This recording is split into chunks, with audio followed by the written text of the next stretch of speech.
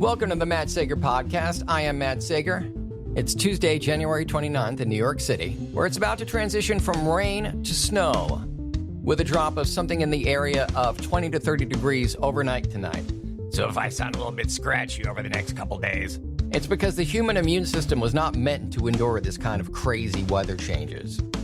Perhaps my immune system least of all, because I really am unhappy when there's like 10 degrees one day, 40 degrees the next, then it plummets down, plummets back up again. It just wreaks havoc on my whole system. And I know I sound like Grandpa Simpson with all my ailments, and I'm not proud of it. But I do in general think that we have not evolved as humans yet to deal with how badly we've screwed up the environment and the effects that that has on us in the form of, I'm sorry, but it's true, global warming, which even is a factor when there's tornadoes, hurricanes, and yes, even blistering cold and downpours of snow. It's all part of the same phenomenon. We're screwed. We've screwed up the planet. It's not as though there's any turning back at this point. We can try and make it less awful and a little bit less fast. Maybe a generation or two will be able to endure it. Hopefully ride it out long enough until humans grow gills or something and are able to survive this way. But as a long-term survival strategy, it's not good. And the fact that it's such a political issue is very unfortunate because it affects everyone the same way. Be you a hard right conservative Republican, a middle of the road, want to vote for the CEO of Starbucks, independent, which I believe to be a myth, but show me one. And perhaps show me a leprechaun as well. But the same problems and the same damages apply equally to the left and the right. We're all human beings. We all suffer when the weather goes kablooey, which, yes, is the technical term for what's happening with the weather right now. So I'm very happy tonight because it's been quite a while since I've been able to play a game that I really enjoy playing on this podcast. One I don't think I've been able to play since, gosh, at least October of 2018. I'm referring, of course, to... what's in the box? What's in the box? I've got a couple things in my box today. The first of which comes from Teddy in Brooklyn, and he's asking about last night's podcast episode in which, after swearing I wouldn't, I kind of told Bill Maher to go screw himself and remarked on the hateful things he'd said about Stan Lee, but I did not, as Teddy asks. I did not explain why I was newly mad at Bill after his horrible comments about Stan Lee and his dismissiveness of comics in general and hate of comics fans and his dismissiveness of Stan Lee's death,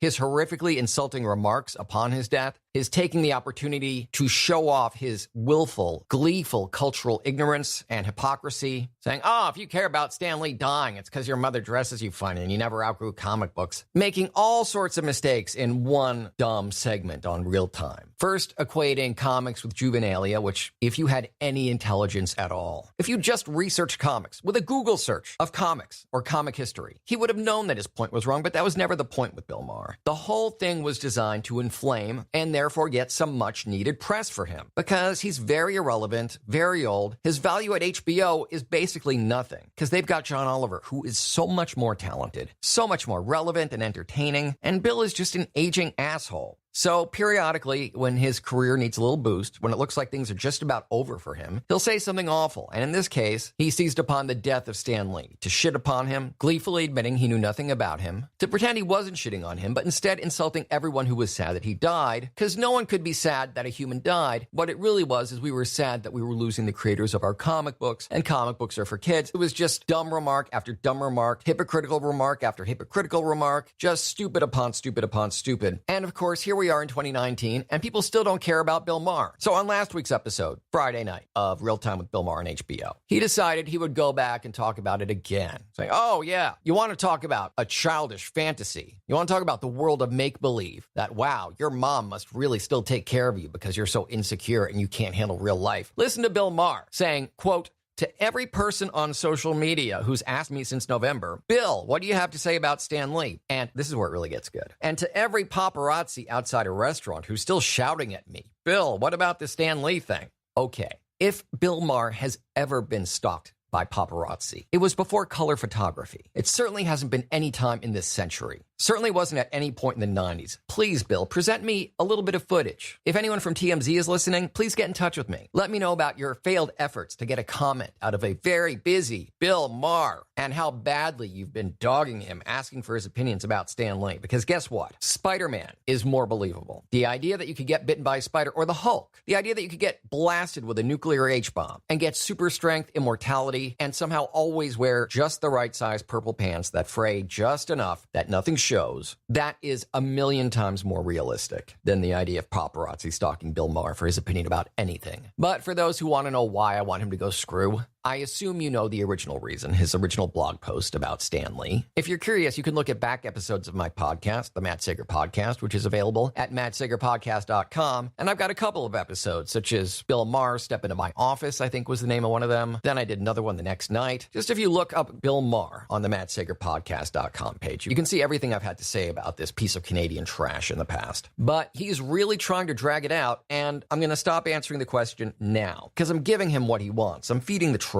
He is desperate for attention, and no matter how hard he tries, nothing that's actually funny or topical that he tries to do wins anyone over, because he's old hat. And I can understand why, in imagining comics to be something that appeals to young people, he would instinctively be annoyed and be angered by that concept, because youth, for him, was sock hops and malteds in the 1950s, and no matter how much pot he smokes, and I wish him all the luck with that, I'm a big advocate, but smoking 1,000 joints tonight, Bill, will not put you back in your 20s, 30s, 40s, or even 50s. It's over for you. But before opining on anything that you know nothing about again, remember, we've got these things called computers, smartphones, tablets. I know that at your age, it's very difficult to acclimate to new technologies, but these things can really help you if what you're actually trying to do is make a statement based in any way on fact. But again, that is not Bill Maher's game. He's trying to anger people, happily pissing on the grave of a man he knows nothing about, while smugly claiming that's not what he does, just as he does it. It's just scummy. But I'll attach a link to the Rolling Stone article. That includes an embedded video of Bill Maher being very stupid. And yes, it's in the middle of a new rule. Which, new rule, stop hiring septuagenarians to host youth-oriented talk shows. Because they get desperate, they see the writing on the wall that their career is ending, and they do shit like this. Seriously, new rule, let this season be the final season of Real Time with Bill Maher. The forced laughter of the guests, the uncomfortable laughs from the audience who, after all, do have these applause blinking lights flashing on them, and security guards all around them, and you can hear it in the way they laugh. It does sound like they're basically being forced to laugh. In the case of the guests, I know that to basically be truth. In the case of the audience, they, unlike Bill, are simply practicing common decency, basic etiquette, humanity, something, Bill, you may want to reacquaint yourself with. Next question comes from Tina in Michigan.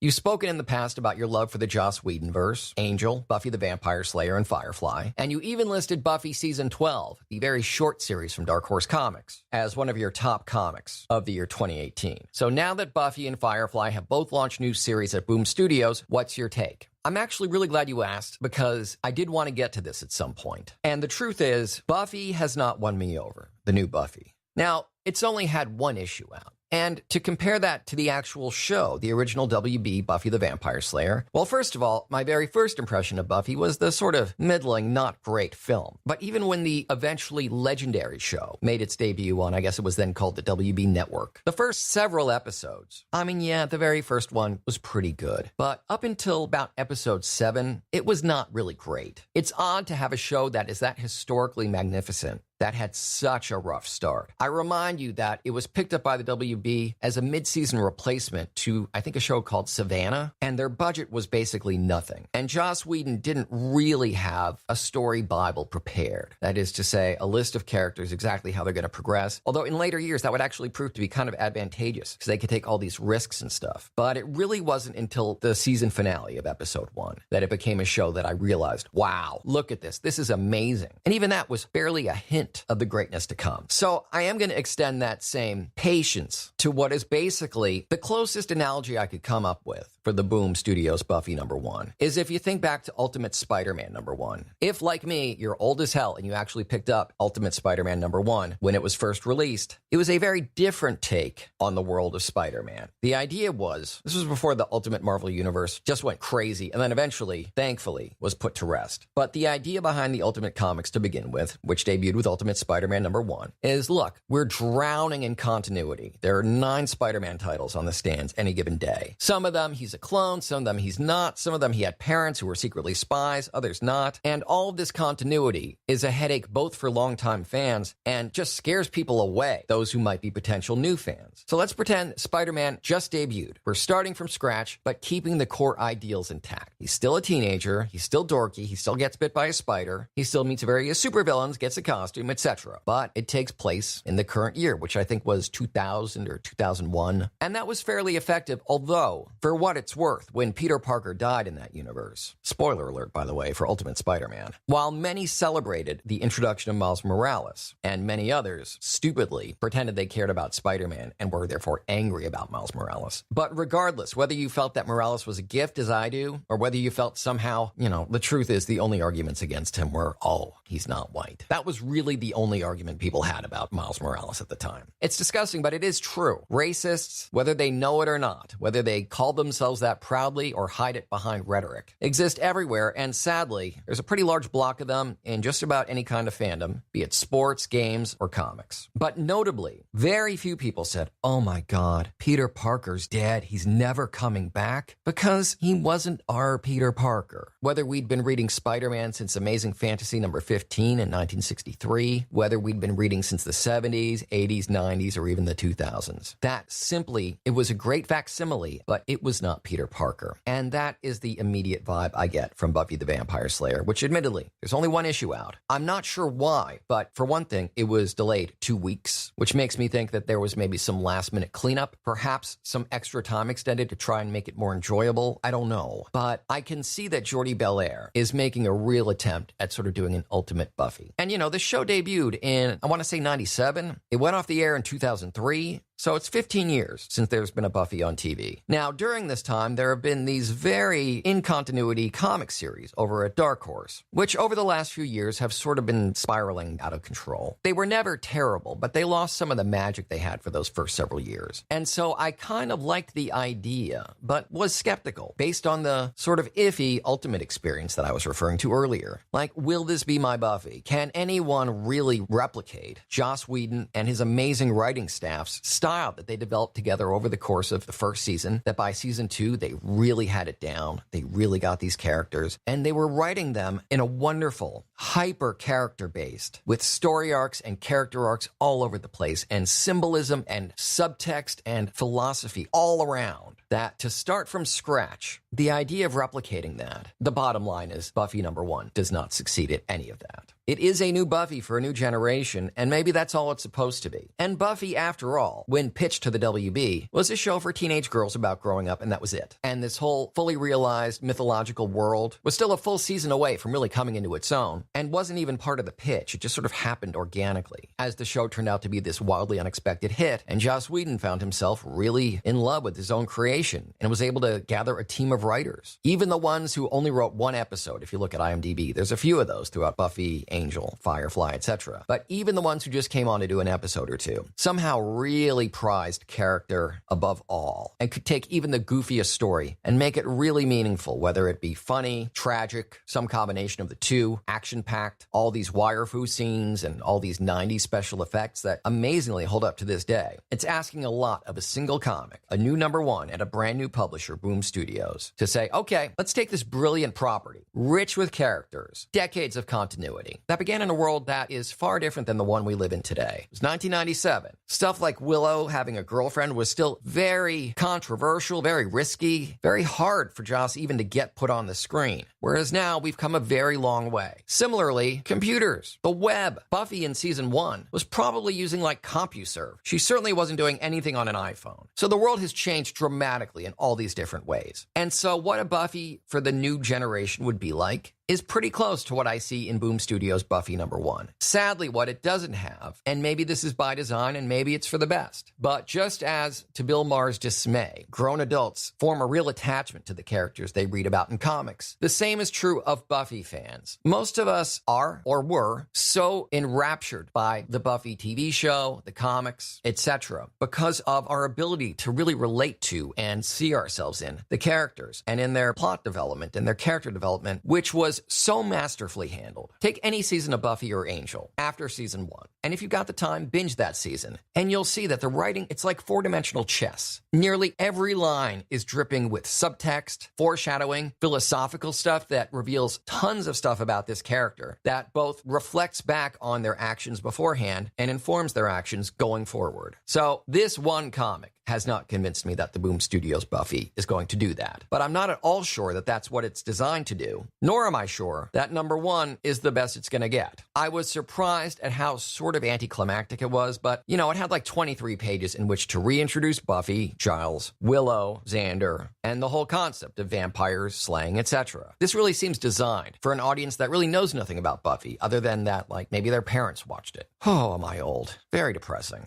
I'm getting up there with Bill Maher. Pretty soon I'm going to be trashing Buffy comics. If you like Buffy, when people yell at me outside of restaurants, paparazzi. I'm threatening to sound as old and out of touch as Bill Maher. But that's my take. Now, the Firefly comics, I'm actually really enjoying those. That now has had 3 issues under its belt. I believe issue 3 was released just this last Wednesday. And I guess there's probably a few reasons why that's faring so much better. First of all, and undoubtedly the most important factor here, is that they're not trying to reboot Firefly. Firefly has the mixed fortunes. If you're curious as to why Firefly was canceled in the middle of its first season, is because Fox really sabotaged it. I don't know if they were looking for an excuse to part ways with Joss Whedon or what, but they picked up his show, and rather than starting with the pilot episode, which introduced the concept of post-Civil War space cowboys, introduced the characters and their backstory, laid out the entire world before them as a premiere of any big genre series needs to do, they instead opened with like episode 6. Just like, oh yeah, here's a guy named Jane, here's a guy named Mal, they're in space, but it's dirty, no backstory whatsoever. We'll air the pilot as the finale. I mean, the show was sabotaged. There's no other way to put it. So as a result, there is not a ton of Firefly-related material between then and now. Eventually the season was released as it was intended to be in the correct order on DVD, where it became such a big hit that Fox went back to Joss Whedon, who begrudgingly said, all right, I'll do another Firefly project for you ungrateful assholes. Here's Serenity, which was a huge hit movie. But other than that, and a few comics at Dark Horse, nothing like the decades and decades that Buffy had.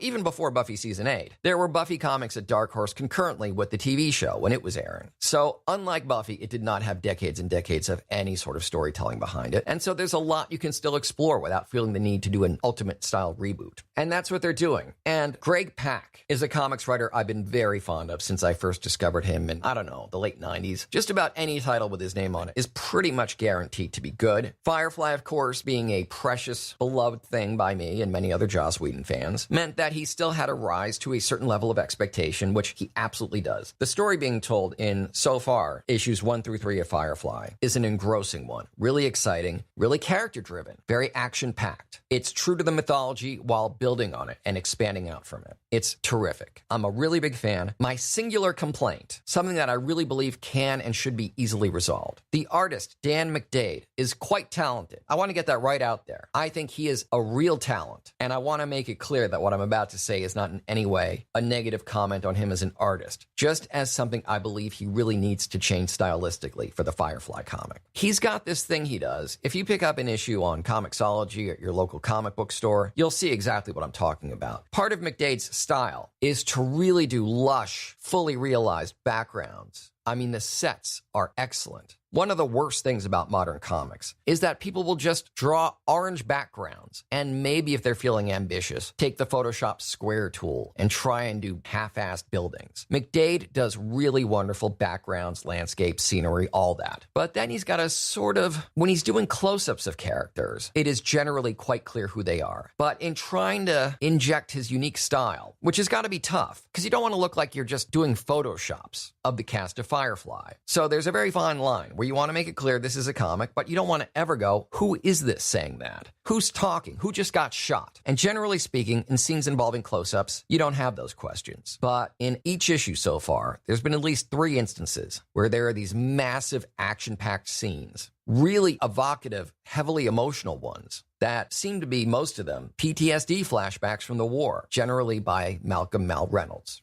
And yet, because they're action-packed and because they're meant to be sort of in the background, sort of almost foggy even, because you're meant to understand, and you do, that these are flashbacks. It's not that Mal is sitting there reflecting quietly and at the same time, superimposed on that, he's back in the war, being shelled by enemy fighters. He is obviously having flashbacks, but It is especially in those scenes where you're already sort of smearing the lens, putting some Vaseline on it, making sure that everyone knows this is a flashback, while taking your already kind of fuzzy style of making it not terribly clear who is doing what, who is being bombed, who's doing the bombing. Is Mal guilty because he attacked someone, or is he having a freak-out flashback because he was attacked? There's at least one scene in each of the Firefly comics I've read so far. I caught 3 examples of it in issue 1. I think it's gotten a little bit better with time. But all these really powerful, really evocative, and meaningful scenes, I'll be honest with you, there's a bunch of them in which I don't know what Mal is upset about, whether he was the victim or the aggressor. And that, for all that I really enjoy the comic and think it's got a great future, that just simply has to change. And I would love for it to be Dan McDade who does the changes himself, because I'd like to see him stay on this book. But if he continues to be quite as fuzzy, quite as nondescript and sort of hazy with his characters, then sadly he will need to be replaced. But I think this is really a job for A, McDade, B, Greg Pak, who is undoubtedly reading his work when it hits the stands, and above all, editorial. I've got Firefly number 2 in front of me right now, and the editor is Janine Schaefer. Assistant editor is Gavin Gronenthal. I'm going to shoot an email to both of them and say, listen, this comic is amazing, writer is spectacular, artist shows real promise, but there is a pretty much deal-breaking issue with his current art style on the book. I believe he can adapt, and I think he should. But whatever else, even for all that criticism, this really feels like a Whedon-verse book.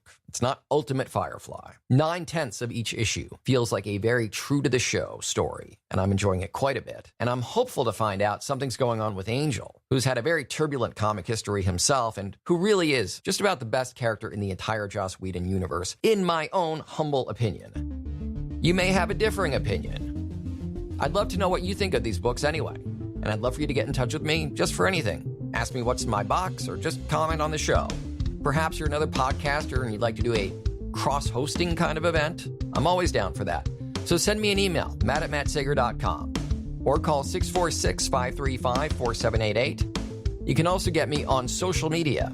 On Twitter, I'm @MattSager. On Instagram, I'm Real Matt Sager. And on Facebook, my personal page is The Matt Sager. I've also got a voiceover page there, which is Matt Sager VO. And of course, this podcast page, which you should absolutely be visiting, liking, commenting on, etc., is facebook.com/Matt Sager Podcast. Also, look in the links in the description for tonight's podcast episode, where you'll find links to my Patreon, patreon.com/Matt Sager, and my merch store from my buddies at wehavemerch.com. Got Matt Sager Podcast t-shirts, hoodies, coffee mugs, and stickers. As for everything else, my voiceover reels, contact information, more social media profiles, articles, blog posts, and even archived back episodes of this very podcast. You can find all that on my website, mattsagervoiceover.com.